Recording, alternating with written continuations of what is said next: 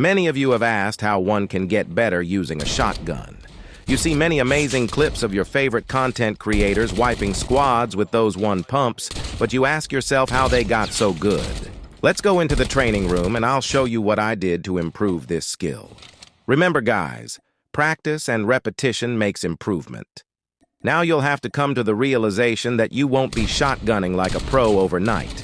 This takes constant practice like any other skill you're trying to get better at. As you can see in the training room, you're able to use bots for target practice. Like many of you, I also wanted to become better using a shotgun, so I began to practice. The first thing I worked on was my quickscopes, without any fancy movements. This allowed me to focus strictly on my accuracy. You won't always hit 100% of your shots when going up against enemies, but this exercise really did help improve my accuracy. Now, once you feel like you've mastered this initial step, we can move on to adding some movement. Our next step will be adding a slide once you feel comfortable with your aim. Remember, folks, you'll be going up against enemies who also want to one-pump you.